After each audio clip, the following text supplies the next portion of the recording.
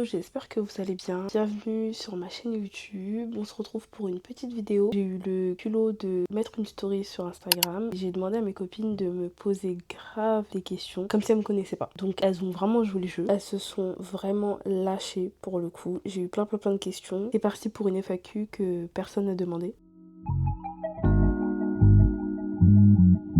Est-ce que tu as un deuxième prénom et t'es de quelle origine? Oui, j'ai un deuxième prénom, celui que j'utilise sur mes réseaux sociaux depuis toujours, c'est Svetlana. Et pour mes origines, je suis congolaise des deux côtés, de mon père et de ma mère. Je suis 100% congolaise, je suis du côté de Brazzaville. Ensuite, on m'a demandé, tu fais quoi dans la vie et quel est ton parcours scolaire? Alors, actuellement, je fais un travail qui n'est pas du tout en rapport avec mes études, donc c'est assez compliqué, pour être honnête avec vous. Vraiment se lever tous les matins pour un taf que t'aimes pas forcément. Mais bon, on a des priorités, donc il faut payer les factures, etc. C'est la vie d'adulte. Et mon parcours scolaire, j'ai eu un bac GA, donc gestion administration, à peu près, c'était en 2019. J'ai fait un BTS dans le management. Après, j'ai fait une licence marketing communication. J'ai fait un master en relations publiques. Ensuite, on m'a demandé, est-ce que c'est important pour toi les études? Et franchement, pour moi, c'est super important. Je dirais qu'à partir du moment où j'ai eu le bac et je suis rentrée dans les études supérieures, c'est là où pour moi, les études, c'est vraiment devenu un game changer. C'est trop important. Laissez personne vous faire croire que c'est pas important. Je suis pas à l'abri vraiment de repartir à l'école pour continuer d'apprendre et tout. Enfin, la théorie vraiment même de l'école, je kiffe. Si vous avez arrêté il y a longtemps, n'hésitez pas à reprendre. Je sais que c'est compliqué, mais si vous pouvez, faites-le. Elles m'ont demandé comme si elles ne savaient pas. Est-ce que t'as un amoureux? Oui, oui, depuis 4 ans. On m'a demandé est-ce que tu as appréhendé le mariage et comment tu le vis. Et j'appréhendais pas forcément. Je pourrais pas dire que je savais à quoi m'attendre parce que c'est mentir. Franchement, j'appréhendais pas forcément. Genre, j'avais pas peur de ça. Parce que, aujourd'hui, on a énormément de ressources. Pouvoir s'informer, se documenter à ce sujet-là. Donc moi, ça m'a beaucoup aidé, notamment la lecture. Et surtout, autour de moi, j'ai mes parents qui ont plus de 20 ans de mariage. J'ai ma sœur, ça fait 20 ans qu'elle est avec mon beau-frère. J'ai une tante, ça fait plus de 20 ans aussi, je crois. Ouais, ça fait plus de 20 ans aussi. Donc c'est vrai que moi, je m'inspire beaucoup des femmes en fait qui m'entourent de ma famille. Et donc quand j'avais des questions ou quoi que ce soit par rapport au mariage, bah c'est vrai que c'est vraiment vers elles que je me tourne. J'ai vraiment la grâce d'avoir une famille où les gens se marient. Vraiment, les gens se marient. Et donc forcément, on s'entraide beaucoup entre femmes en fait, tout simplement. Donc non, j'appréhendais pas. Comment je le vis? Bah, franchement, je le vis super bien. Les gens ils disent ouais, c'est compliqué. En fait, on a beaucoup diabolisé le mariage, je trouve, dans notre génération. Alors qu'en fait, c'est du bonheur. Oui, il y a des cas où c'est compliqué, etc. Et c'est ceux dont on parle le plus parce que bah, les gens exposent leurs problèmes en fait. Les gens qui le vivent bien, bah, ils viennent pas forcément en parler, ils vous le montrent pas forcément. Donc le ratio il est plus équitable. Mais pour moi c'est un bonheur, franchement je le vis trop bien, ma vie elle est trop bien.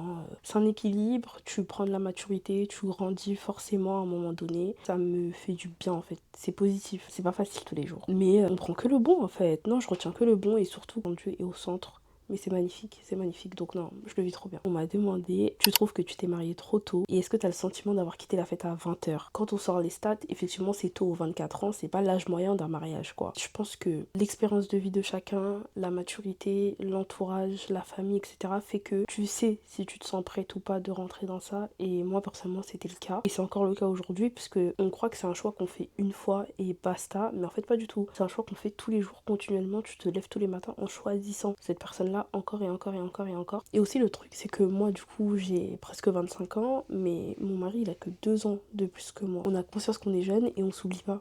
Donc on n'oublie pas notre vie sociale, on n'oublie pas nos hobbies. C'est trop stylé, en fait c'est trop bien. Vous êtes jeunes, vous grandissez ensemble, vous découvrez la vie ensemble. Ce que j'aime beaucoup aussi c'est le fait qu'il y ait plusieurs cultures dans notre foyer pour le coup. Parce que moi, comme je vous ai dit, je suis congolaise à 100%, mais lui, il est mélangé. Il a un côté Martinique, un côté Burkina. C'est trop bien parce qu'on se découvre mutuellement plein de trucs par rapport à la culture et on aime beaucoup apprendre ça à notre enfant, donc c'est génial. Donc non, j'ai pas le sentiment de l'avoir fait trop tôt. Quand Dieu fait grâce et quand Dieu a décidé que c'était pour toi, en tout cas c'est pour toi. N'ayez pas peur, n'ayez pas peur. Vive l'amour en fait, vive l'amour. Et est-ce que tu as le sentiment d'avoir quitté la fête avant 20 h? En fait, je vous regarde, moi j'aime trop quand mes copines elles m'appellent, elles me racontent, elles me font des story time et tout. Lui il a fait ça, lui il a fait ça, lui il a fait ça. Je prends un plaisir aussi à vous écouter, à vous voir vivre vos vies, à être épanouie et tout. Parce que le célibat, c'est pas quelque chose de mauvais en fait. Donc moi je suis très contente de voir mes copines épanouies dans le célibat, comme elles sont contentes de me voir épanouie dans le mariage en fait. Pourtant on a le même âge et c'est ok. Non, j'ai pas quitté la fête avant 20 h. Pour toi, est-ce que c'est vraiment important de vivre seul avant d'être avec quelqu'un? Et pour moi, oui, c'est trop important. Dans la mesure du possible. Parce que je sais que c'est pas possible partout, en fonction des cultures, des religions, des familles, etc. On laisse pas forcément les filles partir comme ça. Moi, mon glitch, mais ça n'engage que moi, ça a été vraiment de partir pour mes études. Je pouvais faire exactement les mêmes études à Paris, mais j'ai décidé de les faire ailleurs pour avoir l'opportunité de vivre seule. Et ça m'a vraiment aidée. Il y a un truc que j'aime beaucoup dire à mes copines, c'est que le silence a un bruit. Tu te retrouves toute seule, tous les jours, dans une pièce silencieuse. Enfin, le silence il devient tellement lourd que tu te dis mais genre y a personne là. C'est pour ça que les gens ils disent beaucoup depuis que j'habite seule je parle tout seul. Et moi ça m'a permis une grosse introspection. Ça m'a permis de réfléchir à ma vie comme jamais. Je pense qu'il y a vraiment eu un avant après. En plus moi je suis partie dans le sud donc je suis même pas restée à côté et j'ai pas forcément eu de visite. Je sais que mes parents étaient venus une fois pendant un petit week-end et une autre copine aussi. Mais c'est tout et je vous dis ça sur une période de un an et demi. Et en fait ça m'a permis de prendre beaucoup de recul. J'étais tellement toute seule face à moi-même qu'il y a un moment donné où je repensais à des trucs et je me disais mais j'ai pas aimé comment on m'a parlé à ce moment-là. Mais en fait ce comportement-là j'ai pas aimé. Je veux plus de ce genre de personnes autour de moi et en fait que ce soit en amitié comme en amour, il y a des choses que vous allez voir en vivant seul, tu réfléchis tellement que tu te dis mais en fait ça j'aime pas, ça j'aime bien, ça j'aime pas, ça j'aime bien. Et c'est plus difficile de s'en rendre compte quand t'es encore la tête dans les guidons et que t'es dans ta routine et tout. T'es tellement loin de tout. Tu te refais le film de ta vie en fait. Ça te permet de développer aussi tes critères. Et donc c'est pour ça que moi il y a eu un avant et un après. Je suis vraiment rentrée beaucoup plus mature. Et en plus, moi, je suis partie pour ne pas revenir à la base. Mais entre-temps, justement, j'ai rencontré mon mari et tout. Il était sur Paris et il m'avait clairement fait comprendre que, hey, moi, je fais des trucs à distance et tout. Sauf que moi, j'étais en mode, bah ok, salut. Et entre-temps, je cherchais un stage et le seul stage que j'ai trouvé, il était à Paris. Donc, je suis remontée pour faire mon stage et finalement, je suis jamais repartie. Voilà. Mais oui, c'est super important. Si vous pouvez, moi, je recommande, mais fois 10 à un certain âge par contre je pense. Vivre seule à 18 ans et vivre seule à genre 20, 21, 22, voire un peu plus, c'est pas pareil. On m'a demandé quel conseil donnerais-tu à une femme noire au début de sa vingtaine et quelle personnalité t'inspire le plus. Là, le premier conseil qui me vient en tête, honnêtement, c'est vivez. Ça peut paraître bateau et cliché, et je le pense sincèrement. Je pense que j'aurais vraiment aimé qu'on me le dise au début de ma vingtaine. C'est vraiment vivre pour moi, ne pas essayer de rentrer dans un moule, ne pas essayer de rentrer dans des codes particuliers qui ne me ressemblent pas forcément, mais juste de vivre en fait. Je dis souvent que les femmes noires, on a vraiment la chance, la grâce d'être super créative, un multipotentiel incroyable et il y a de tout. En fait, quand tu regardes un groupe de femmes noires, il y a de tout dedans. On déborde d'énergie, de créativité, que ce soit intellectuellement parlant, que ce soit dans la culture, dans l'art, dans la mode, tout ce qui concerne le coiffure, on est hyper créative. Toutes les trends, elles partent de nous. Et après, les gens se réapproprient la chose en oubliant qui les a créées, mais ça c'est un autre sujet pour un autre jour. Et surtout, nourrissez votre cerveau. Nourrissez votre cerveau, soyez intellect, soyez instruit, parce qu'il n'y a pas plus flippant pour quelqu'un que de se retrouver face à une femme noire qui en a dans le cerveau. On a tellement été stigmatisés et mis dans des cases de filles superficielles qui ont rien dans la tête, si ce n'est l'apparence entre guillemets et encore, que en fait quand tu t'assois et que tu arrives à exprimer tes idées, que tu arrives à débattre, que tu arrives à argumenter, que tu arrives tout simplement à montrer que le savoir est une arme et que toi, ton savoir, il est très large, c'est vraiment un pouvoir qu'on a par le savoir que moi je recommande à tout le monde. N'hésitez pas à beaucoup lire, à développer votre vocabulaire, à vraiment être instruite en fait, tout simplement. On est tellement belle, tellement intelligente, tellement créative que ne laissez personne vous faire croire que vous n'êtes pas assez ou que ce n'est pas normal. Voilà. Je sais pas si c'est clair, mais voilà un peu ce que j'aurais aimé en tout cas qu'on me dise au début de ma vingtaine. Pour les personnalités qui m'inspirent le plus, c'est pas forcément des personnalités, les femmes qui m'entourent, les femmes les plus proches de moi. Et là j'ai tout de suite ma mère, ma soeur et ma tante. Je suis sûre que j'en ai d'autres, mais qui là ne me viennent pas forcément à l'esprit. Ma tante, elle m'inspire beaucoup par sa foi. C'est vraiment mon héroïne de la foi, c'est incroyable. C'est ma marraine dans mon cœur. Je le dis tout le temps et même quand je me suis baptisée et que j'ai fait mon témoignage, j'ai parlé d'elle. J'ai vraiment dit que sans elle, je serais pas en train de témoigner, je serais même pas venue à Christ en fait. J'ai la chance parce que elle est jeune, donc ce qui fait que c'est à la fois une maman, une sœur, une tante, et en plus c'est ma tante par alliance, c'est la femme de mon oncle. Dès que j'ai des soucis, dès que j'ai des doutes, dès que j'ai besoin d'approfondir un peu les écritures ou que je comprends pas trop, elle a une intelligence spirituelle qui est incroyable, enfin c'est vraiment dingue. Et ma mère et ma sœur, c'est vraiment sur l'aspect pro, elles sont tellement intelligentes, c'est vraiment les deux femmes les plus intelligentes que j'ai jamais vues de ma vie et elles m'inspirent au quotidien. Enfin, c'est leur cerveau, il va tellement vite, elles sont comme ça, opérationnel direct. Et j'espère, moi, pouvoir inspirer d'autres derrière, forcément. Ensuite, j'ai comme question, qu'est-ce que ça fait d'être maman aussi jeune? Arrives-tu à assurer ce rôle sans t'oublier en tant que femme? C'est beaucoup plus difficile que ce que je pensais. Parce qu'il y a des situations dans lesquelles, tant que tu les vis pas, en fait, tu comprends pas. Tu crois comprendre, mais tu comprends pas. T'as de l'empathie. Tu te dis, ah ouais, je vois et tout. Mais en fait, non, tu vois pas parce que ça t'est pas encore arrivé. Je suis vraiment en mode, ah ouais.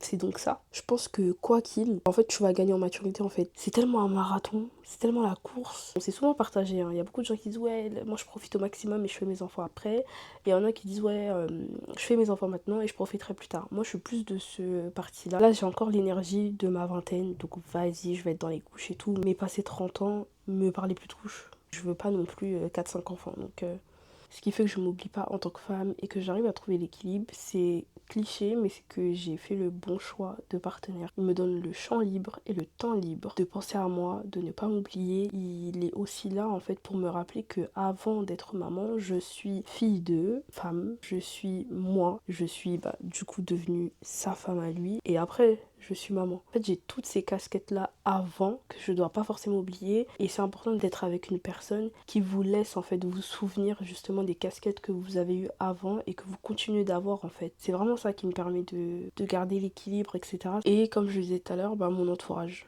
Que ce soit mes copines qui vont me dire ouais mais il faut qu'on sorte et tout, elles vont vraiment essayer de me faire sortir, de me faire un peu couper du côté un peu maman et tout. Et après il y a mon entourage qui va prendre le relais. Des fois ma mère elle va me dire oui laisse-moi le petit, ou ma belle-mère elle va le prendre. Et donc du coup moi ça me permet de souffler un peu, ça permet de me retrouver. Et quand j'ai des questions, des conseils, je sais que je suis bien entourée aussi pour demander. Donc c'est un peu tout ça qui fait que j'arrive à trouver l'équilibre et que je m'oublie pas en tant que femme en fait. Je m'oublie pas parce qu'on me laisse le temps de ne pas m'oublier.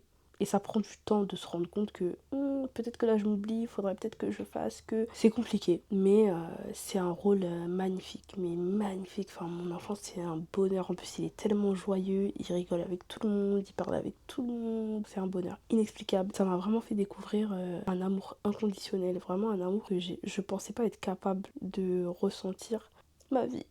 Comment t'as su que t'aimais bien vlogger et qu'est-ce qui t'a donné envie de faire plus de vidéos? Moi je suis une meuf, j'ai toujours tout filmé, genre si vous voyez mes memories snap, mais c'est incroyable, je filme toujours tout. Je me suis calmée, je pense depuis que je suis devenue maman, je me suis calmée. C'est un peu comme ça que j'ai su que j'aimais vlogger, parce que c'est un truc qui a toujours été là. Et ce qui m'a donné envie de faire des vidéos, pour le coup, je parle trop déjà, pour commencer, donc quitte à beaucoup parler, autant poser ta caméra et blablater. Mais derrière poster ces vidéos, c'est autre chose, parce qu'il y a quand même ce truc, je sais que j'ai de l'assurance intérieurement. Et on m'a posé cette question en plus. On m'a posé cette question, as-tu toujours eu de l'assurance? On m'a posé cette question. Du coup voilà, je vais répondre aux deux. Je sais que j'ai de l'assurance intérieurement, que je sais m'exprimer, que voilà, comme je disais avant, en fait je nourris tout le temps mon cerveau. Moi je suis passionnée un peu par tous ces sujets-là, par la sociologie, par la diplomatie, par la lecture.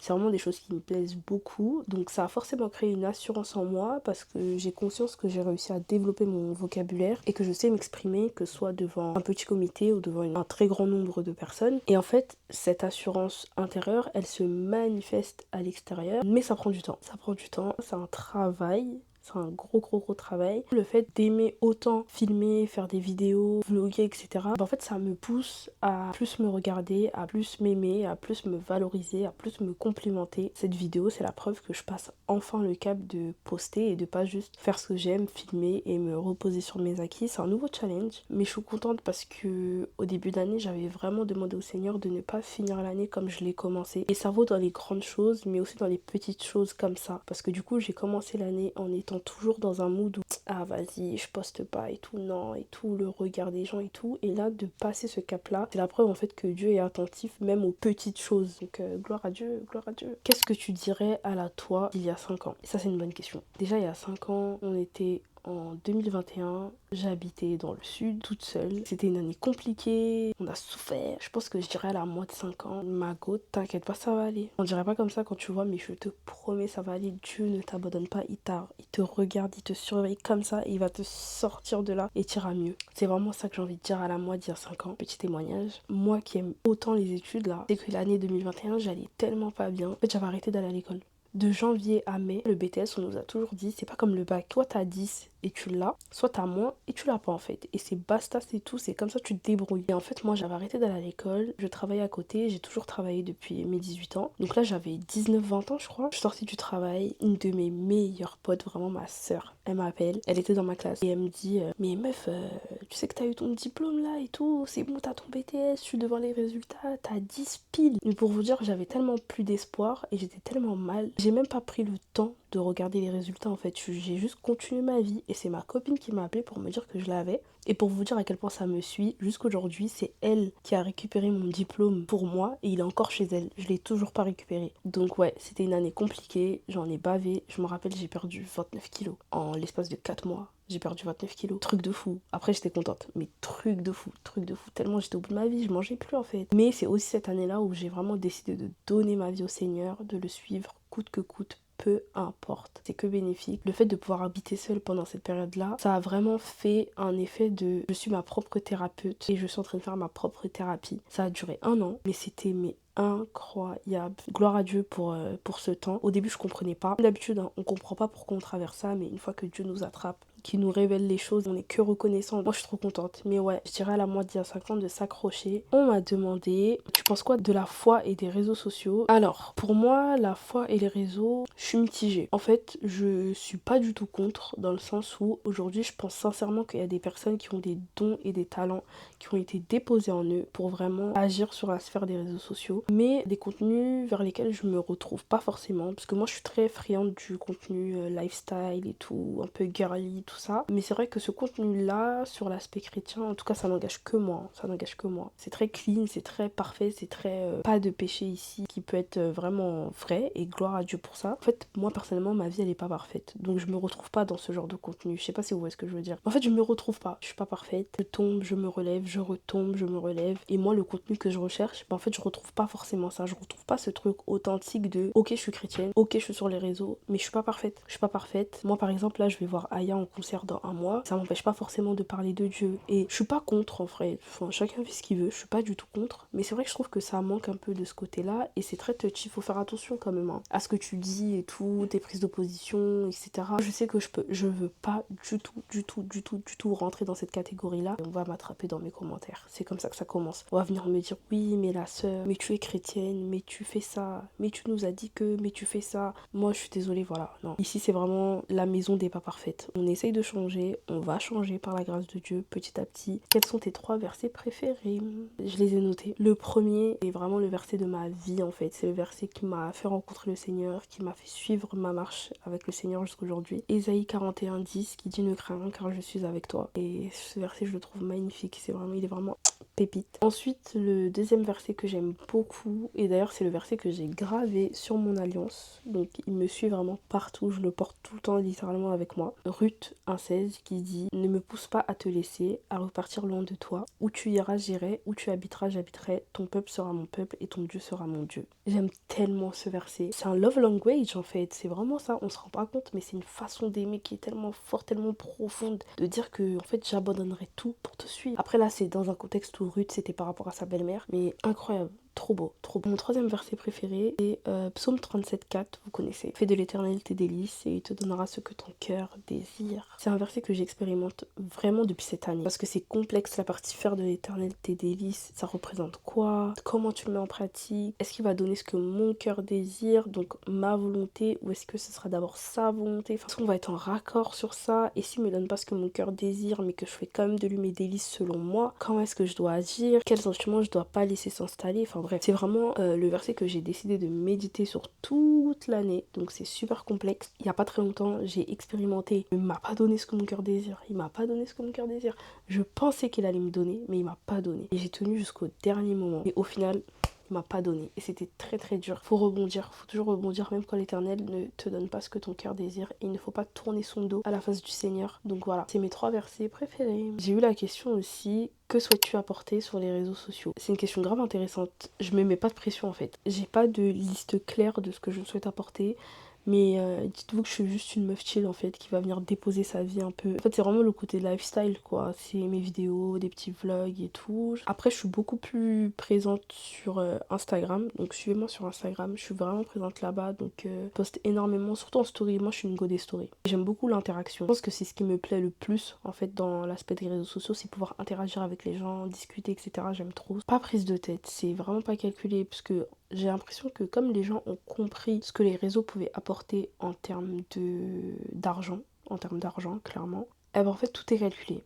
Tout est calculé, tout est pensé pour le buzz, tout est pensé pour percer, tout est pensé. Et du coup, bah, je pense que c'est ça qui a perdu l'authenticité qu'on pouvait avoir par rapport à YouTube, au réseau en général. Ouais, non, juste une meuf chill qui veut poster ses vidéos, faire son contenu tranquille. TikTok, j'avais commencé à avoir ma petite communauté, j'aime beaucoup discuter avec les filles et tout, je recevais beaucoup de messages et tout, notamment par rapport au make-up surtout. Donc ça j'aimais grave et je pense que je vais continuer, je vais revenir aussi avec quelques vidéos sur TikTok. J'ai eu des questions quand même un peu skincare, make-up, mais les filles ça ce sera pour une autre vidéo. On va parler skincare, on va parler make-up, un peu. Bon c'est pas parfait hein, vous inquiétez pas. J'ai fini de répondre à toutes les questions, j'espère que la vidéo elle vous a plu. En tout cas moi j'ai trop aimé filmer comme ça, c'est la première fois, ça fait bizarre, mais j'ai trop kiffé. N'hésitez pas à me suivre sur mes réseaux, que ce soit Snap, Instagram, TikTok. Je vais vous mettre de toute façon à l'écran et dans la barre de description. Et le classique, commentez, partagez, abonnez-vous surtout. On se dit à bientôt pour une nouvelle vidéo.